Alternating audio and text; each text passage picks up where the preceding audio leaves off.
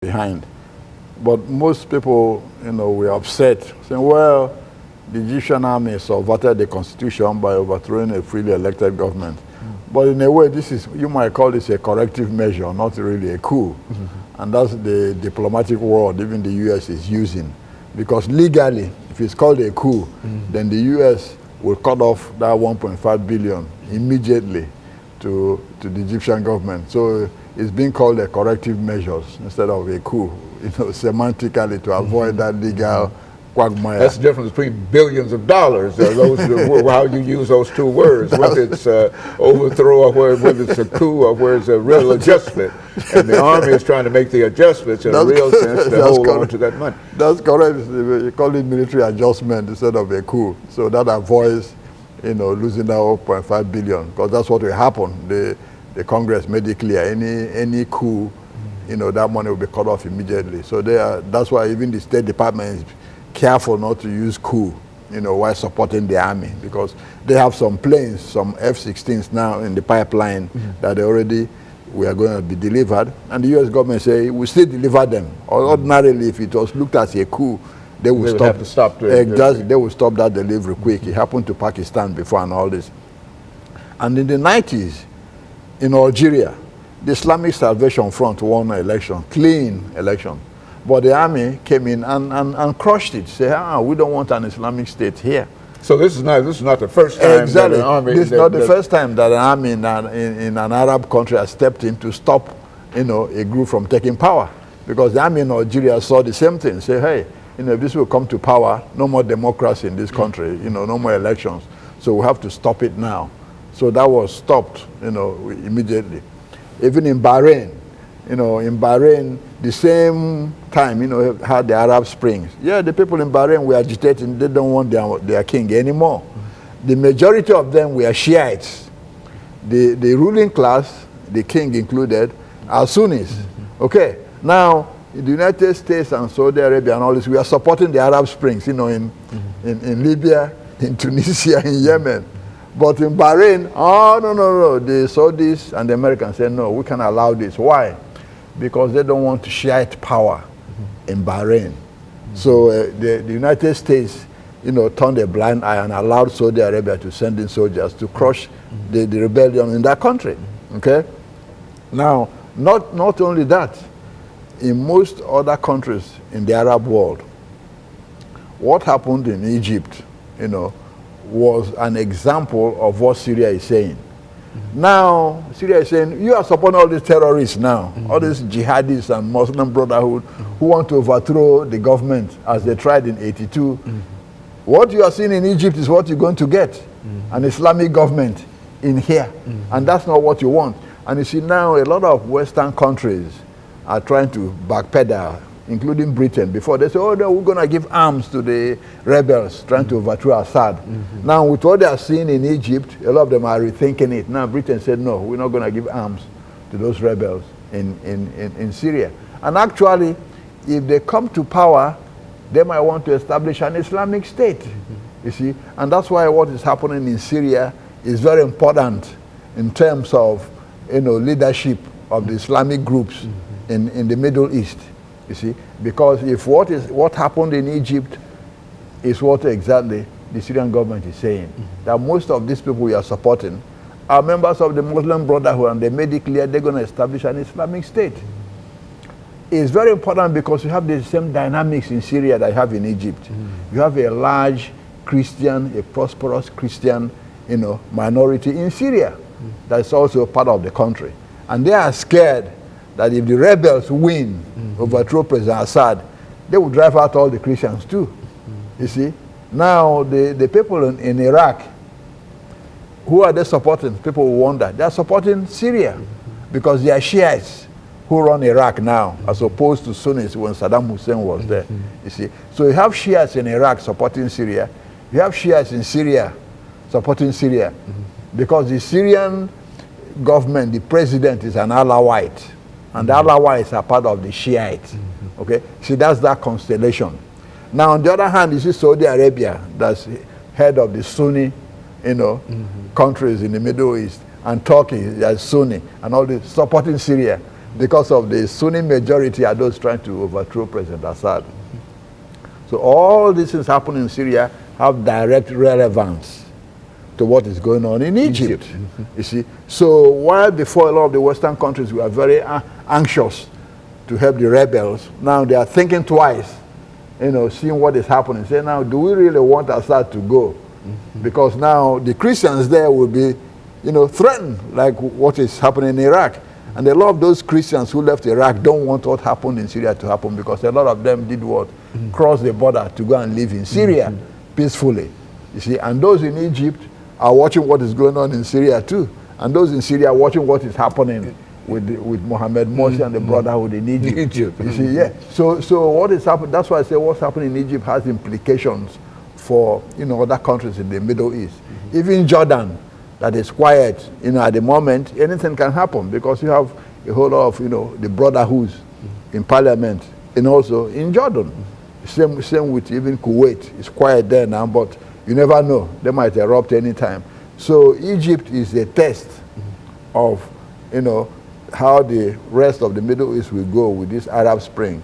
And of course, the Egyptian army is an example. Other Arab armies would think the same way or copy the same way. Say, whatever the Egyptian army will do, exactly, other Arab countries and their armies will probably do the same thing. So it's important as to what happens in the army in Egypt. That's correct. And that's why the army has been careful not to make it look like a coup, but at the same time making sure everybody understands that you can't fool around here without the army looking into what is happening. You see, and so that is critical for even whomever is going to come to power next in Egypt. Now Baradei might be the next president. He's vice president now. Baradei was the chairman of the Atomic Energy Commission. When Saddam Hussein was in power, doing all those inspections. He's Egyptian, so he's the current vice president for foreign affairs, in order to make the Western countries feel comfortable. You think in a real sense that he might be the possible choice that the army, in other words, the army has to make a selection. And that's correct. Indirectly. Yeah, indirectly. And he would be agreeable, you think, to the United States and some of the other Western nations. That's correct. He would be agreeable as a vice president. Exactly. Okay. And as president, he will be agreeable to the army. And so you're going on record in a real sense in saying that you predict that the next president of Egypt will be the vice president, the former vice president, primarily because of his connections with the United States and other Western nations, and that he would be against the establishment of an Islamic state. That's correct. In Egypt. That's correct. And that is the fear that most people have. Is that the fear that we have too at the United States? That's correct, because we don't want an Islamic state in Egypt, period. That will threaten a lot of things, including peace with Israel, because they will start, agitating to cancel the treaty and all this. And so somebody like Mohammed El-Baradei will be more assuring, because he understands the thinking of Western governments and how they do things. And so I see the future, the army supporting him from behind, Very good. And of course, Dr. Perdue, let me make preparations to end this show for today, but I think that what you've laid out here has been quite instructive in terms of the things that are going on now, not only in Egypt, but throughout the Middle East, and that perhaps your view will become an important view in terms of whether or not the army will support the vice president of Egypt now, and which seems to be one of the most likely things that could happen. And of course, let me encourage our audience to tune in again next week for another informative edition of Comments. Thank you and good morning.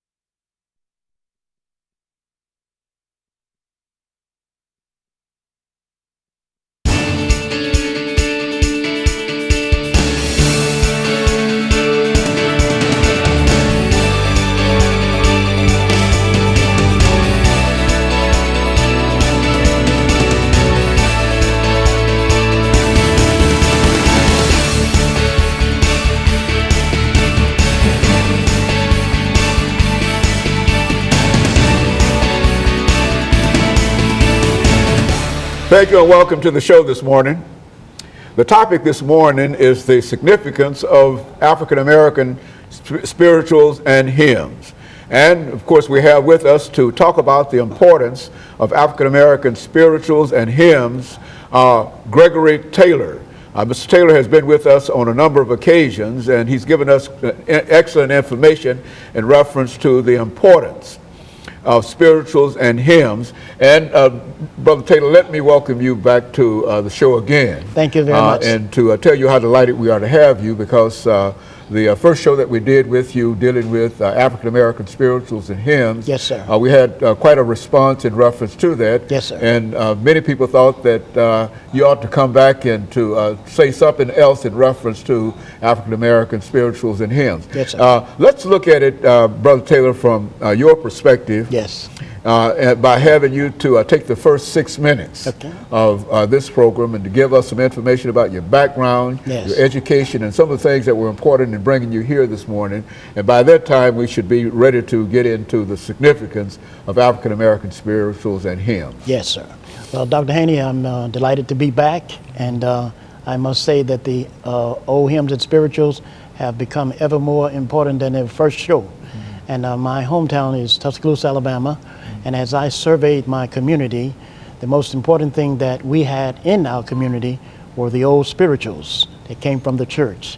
I graduated from Selma University in Alabama, and we were taught there the importance of the old hymns and spirituals and in keeping them pure and these different types of things. And I went on there to graduate school at Virginia Union in Richmond, Virginia.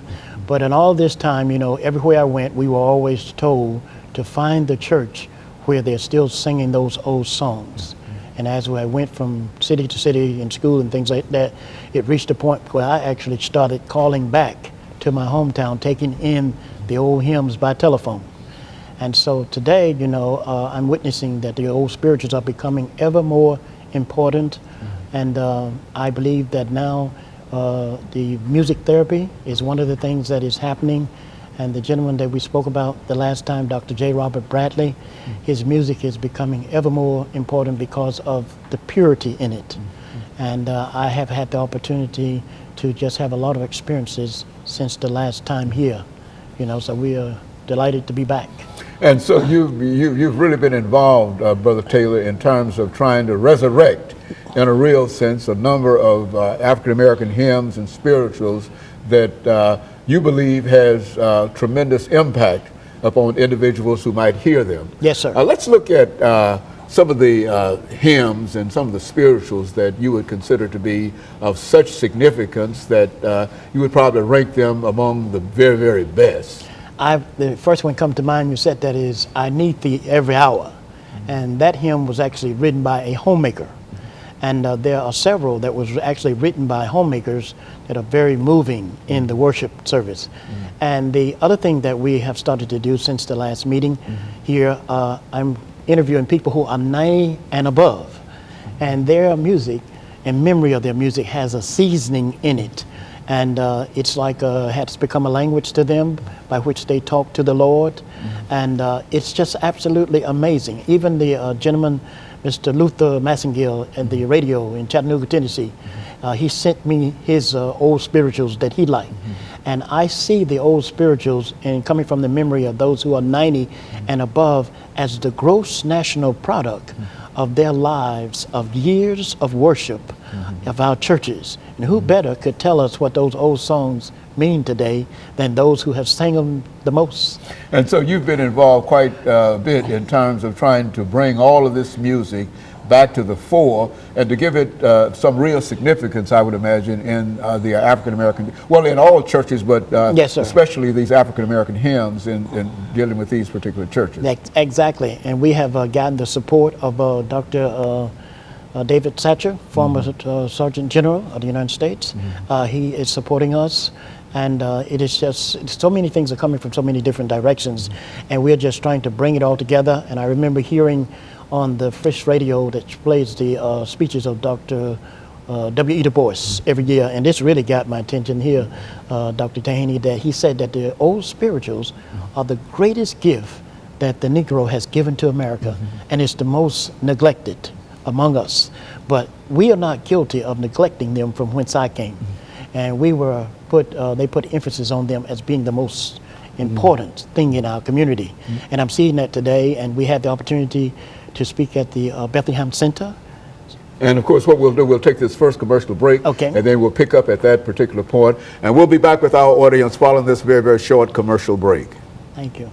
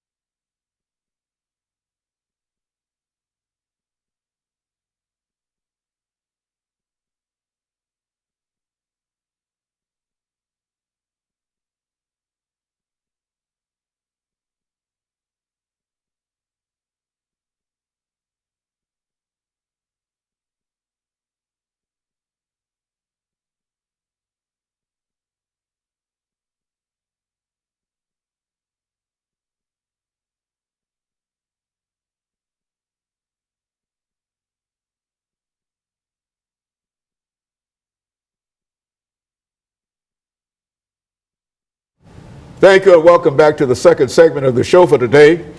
We're talking to Gregory Taylor, who has given us some information about the significance of African American spirituals and hymns, and the place that these forms of worship plays in the lives of not only the church, but also dealing with individuals who might have some mental problems in reference to it. Let's talk about it from that perspective. Okay. The mental aspect, I think, Brother Taylor, you've talked about in terms of these hymns. Okay. Dr. Haney, what comes to mind is Dr. Brad Shore, who's over the Myth and Ritual Department at Emory University. And he gave a presentation after studying all the families around the world. He believes that the old spirituals are the point at which the healing of the American family would begin. And so we have taken that idea and combined it with other things, as it recently, you know, the congressman who suffered the troubles in Arizona, her music therapist and her mother, school songs, the kids songs that they gave her, helped her to reconnect her speech, speaking faster again, and different things of this nature. And I recently, this past week, had the opportunity to share Dr. Bradley's music with a lady who had a weak heart, and she have inherited that. It's in their family. And after listening to several of Dr. Bradley's songs, which is very pure, she tells me that it's healing her heart. And that has really inspired me, because I'm one who believes that the old spiritual in America contains some healing for all of us. And it's, I like to humorously say that it has a patent on it and a copyright that nature has given it. And nobody can really take it or anything, but we all can benefit from it and be blessed from it, you know. And being that we are seeing all these things that are taking place, it's becoming more and more important to me, and I'm realizing what the elders have said in the community about this old music. And it is something that is making a comeback, and I'm witnessing a lot of things as a result of that. And at the Fisk University First Business Week, I had the opportunity to ask one of the bankers if it's possible that some type of special insurance or attention or something could be given to these old spirituals. And it's a form of medicine, and you probably heard the term, is there any balm in Gilead? Okay. Yes, you know, and these different types of things. So it is just very exciting to witness these things, and it's the only thing that I have from my hometown that we could say is truly ours, because it has been born out of our experiences. And the other thing that comes to mind, in the southern states, or as Booker T. Washington said, the southern plantations, we have a note of sorrow in our music that is not found in music in any other states, Alabama, Georgia, and Mississippi. And he says that this music, or that sorrow, is where that therapy, the medicine that comes from the music. Now, do you find that many people can buy into that and believe that? The impact that it is having, can they buy into the whole possibilities of being healed by this kind of music? Is that what we're saying? That's exactly what I'm saying. And what I have found is one of the things that is also affecting us today is there is a hearing loss population of about 36 million Americans that are suffering from hearing loss. Now, that's one of the questions in my mind, and we are working with a couple of hearing protection companies to help get hearing aids and at the same time protect the hearing of young people. But from what I'm witnessing is there's something about the music and those who are able to appreciate it. And a lot of our churches today, they are making a shift to more jazz beat, and they're leaving out the elders. And that keeps bringing back into my mind that it has been their previous lives and that they have lived that has produced such a rare gift. And there's one Canadian that I have met who did his thesis at the University of Memphis in the devotional music of our church, which is being replaced today by the praise teams. And I don't have a problem with that, because I tell them that I'm the Sanford and Son of black church worship music.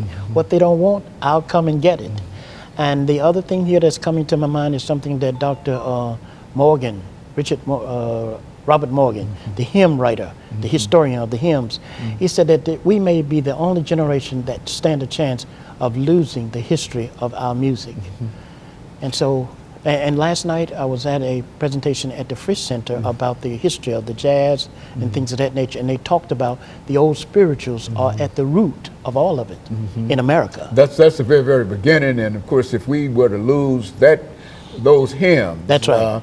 It means that we've lost something that would be that everything else, in a real sense, is built on. That's exactly jazz and that's all right. of those other music forms that's and right. genres that's all right. come out of hymns and spirituals. That's right. And that's a significant part. I think you've talked about Bradley. Yes, sir. Playing a significant part in reference to that. Who was Bradley? Why don't you tell our audience? Okay. I think you've explained him to me on a number of occasions. But over the next couple of minutes, explain him to our audience, and we'll say something else about him at the end of this next segment. Okay.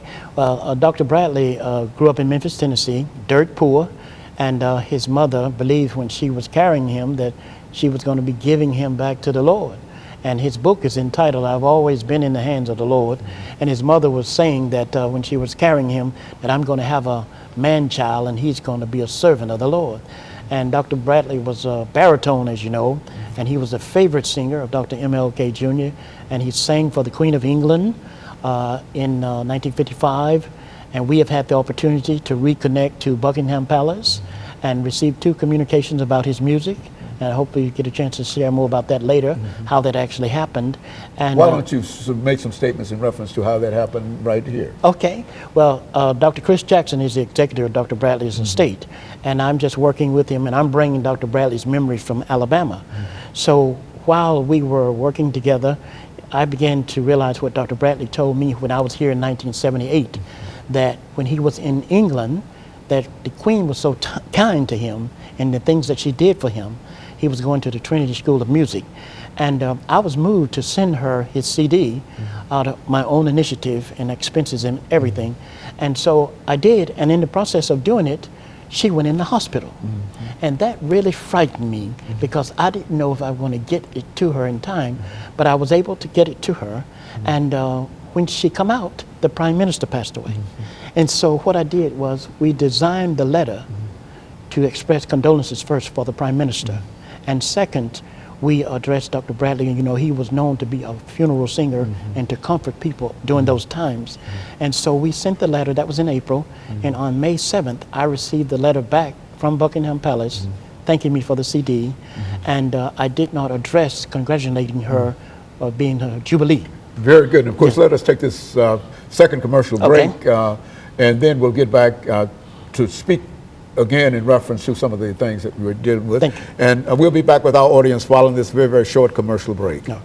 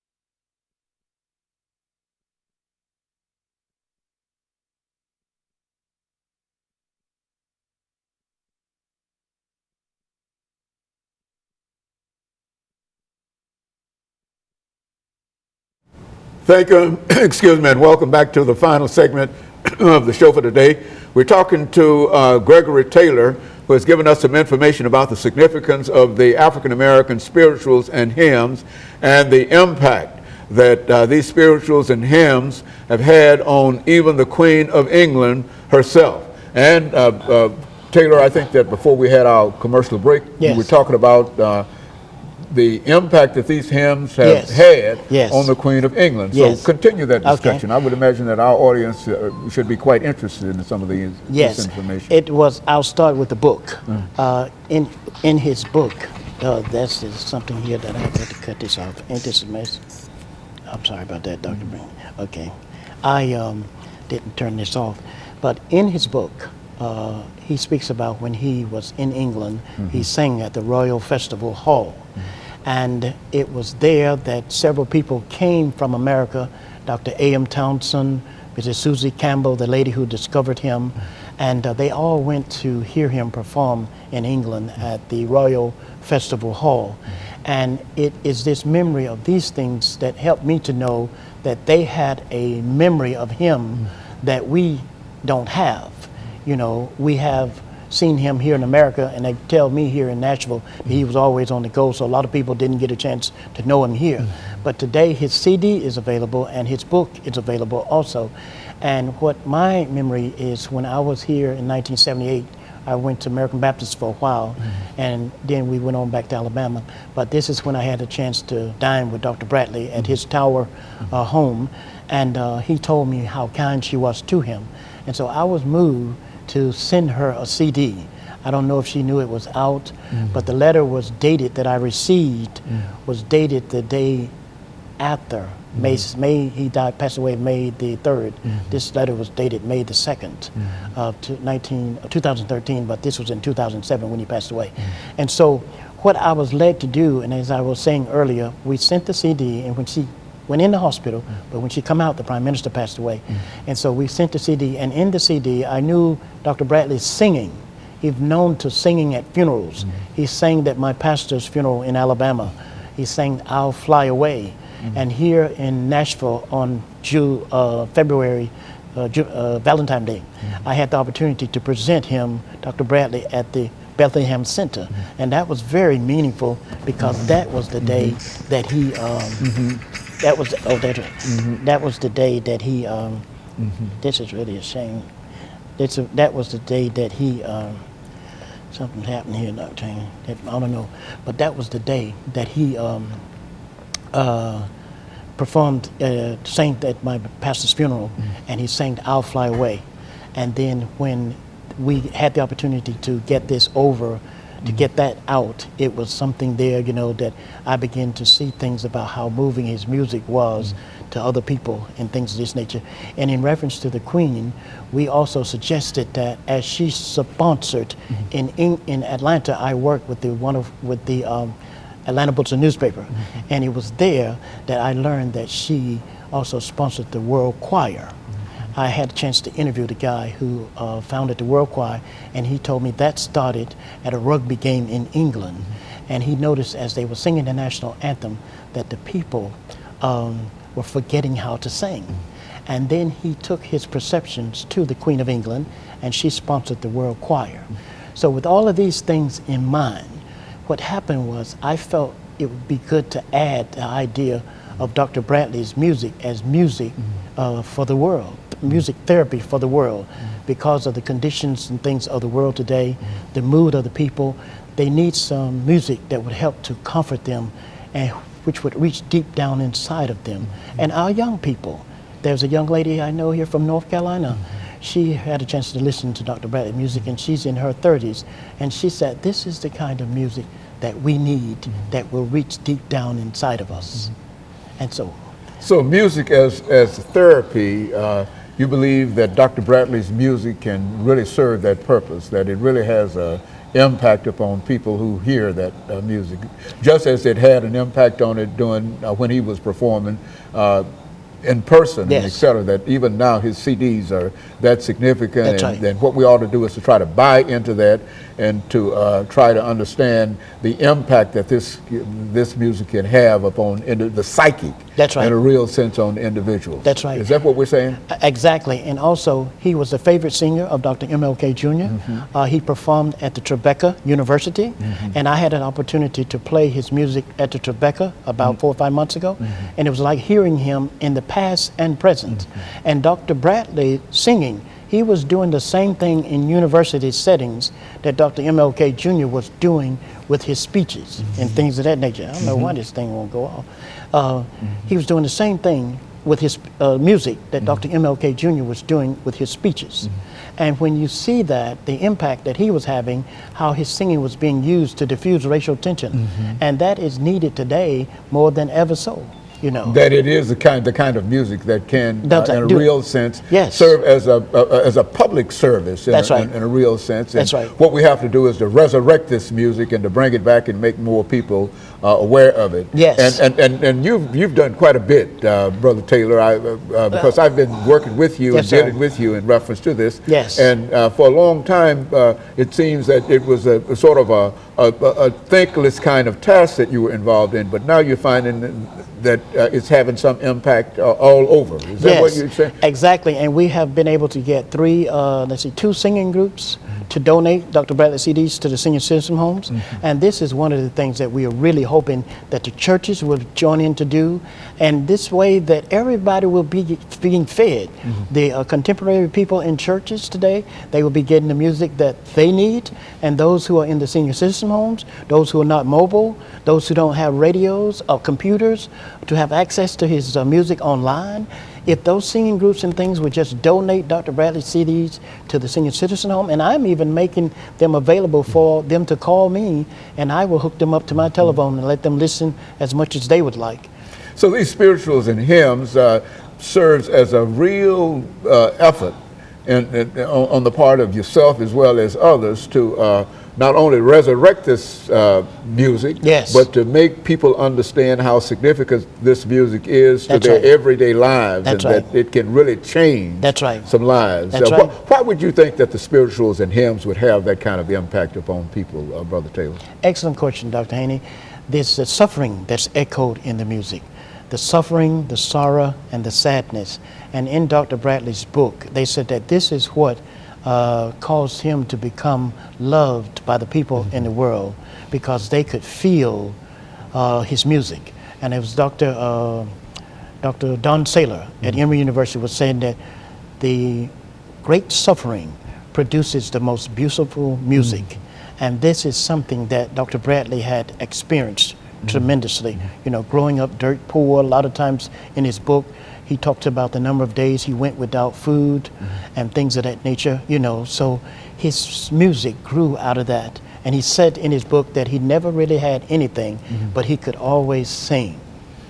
And so it's the healing in it, the suffering, and it is something about it. I just believe that the time is right for it, to us embrace it and to help those senior citizens who are in the nursing home.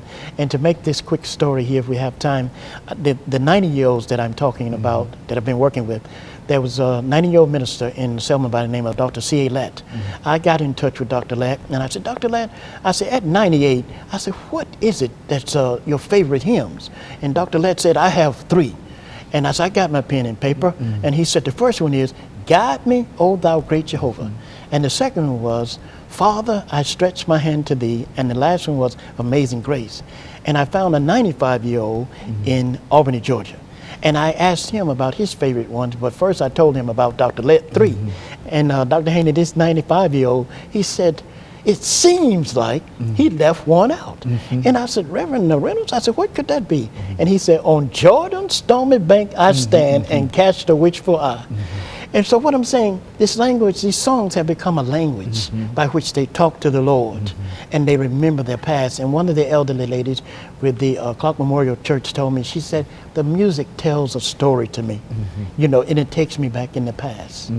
All of that is just absolutely wonderful. Very good. And of course, Brother Taylor, let me thank you for giving us that excellent information. Yes, sir. And I want you to know that we really appreciate that. And I'm sure that our audience will gain a lot by simply turning on to these hymns. And we'll be back. We'll be back with our audience next week for another informative edition of Comments. Thank you and good morning.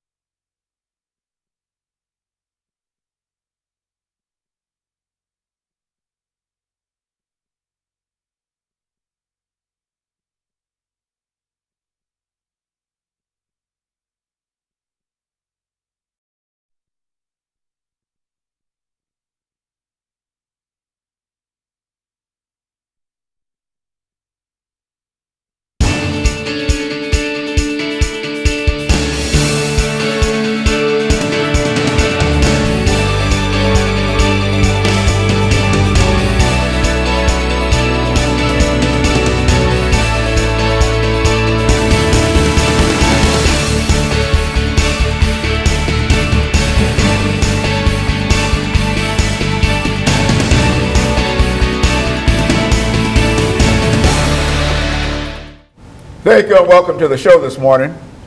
The topic this morning is strategies against gun violence. And we're fortunate to have with us 3 persons to talk about some of the things that we might be able to do in terms of trying to reduce gun violence within the community. And we have with us Pastor Kay Walker, who has with him 2 individuals that he believes has quite a bit of information against that we might be able to use in terms of our discussion against gun violence. Pastor Walker, why don't you give us some information in reference to your background, education, and some of the things that were important in terms of your life, which will be followed by the other individuals that you will introduce. And by that time, we should be able to move into the second segment and talk about some of the strategies for gun violence. Okay, Dr. Haney, first of all, thank you once again for allowing me the opportunity to come on your show and to be able to speak to the audience concerning some very important issues. My name is Pastor Kelvin L. Walker. I'm the pastor of the Hands of God Christian Church located 600 North 2nd Street in East Nashville. Native Nashvilleian, did my schooling here as long as I went to school before I got put out, got out of school, got kicked out of school, got some trouble, and went through in the Navy, got out of the Navy and went through OIC, got a GED from there, did a couple of years at Tennessee State University, didn't graduate from there, ended up in the prison system, of course. Did some more schooling with the Trevecca East College, East Campus Prison Program while incarcerated in the Tennessee State Prison System. Never got a degree in anything, but I have a measure of knowledge of different things in life that brings me to this point that I'm here now on your show. Now, you brought with you 2 individuals today, Ms. Shanice Gleaves and Mr. Jay Watts. Why don't you say something in reference to these individuals? Well, this is Ms. Give them an opportunity to say something. I will do that. Miss Shanice Gleaves, I met her a few years ago. I met Shanice a few years ago because I'm always running into people because we travel the same type circles in terms of helping people. And she's got a ministry program out there that's helping youth and everything. That's how I met her. Brother Jay Watt over here, he's a music writer. He's a publisher. He's an artist, recording artist, and just recently met him. I mean, real recent.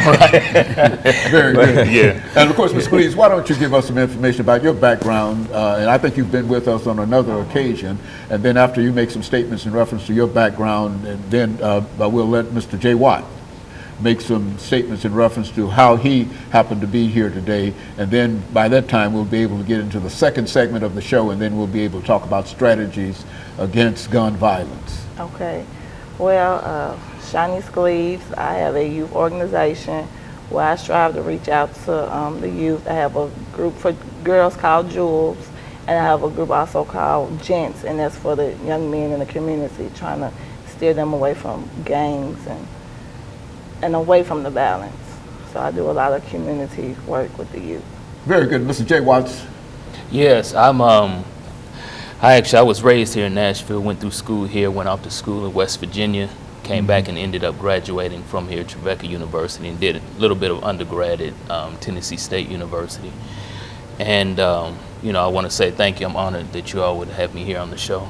But I am a recording artist, producer, and songwriter, and I also operate a nonprofit, Journey Home Incorporated. So, through the nonprofit, we reach out to you through music, sports, other creative avenues, arts and crafts, outdoor activities, social skills, life skills, and just in an effort, to build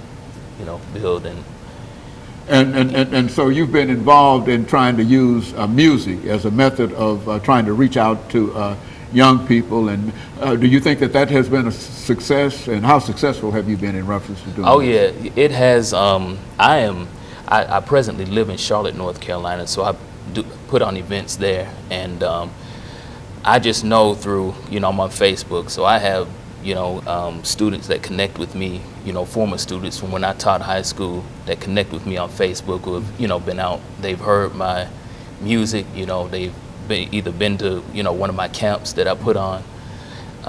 So I can see the effectiveness, and then I really get like verbal feedback from them, about the music. So,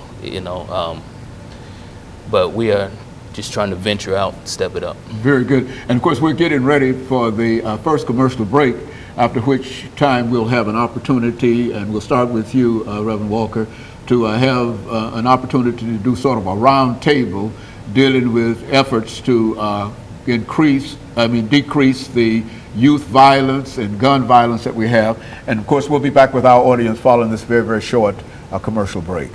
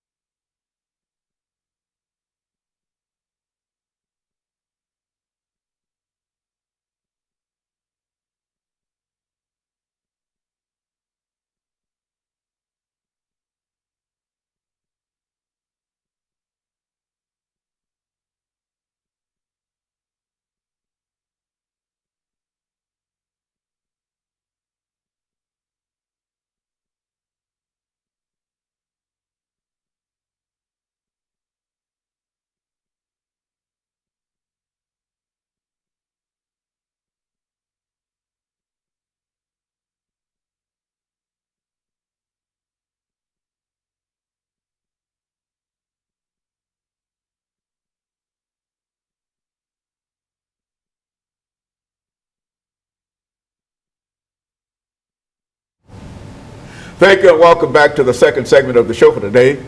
The topic this morning is strategies against gun violence.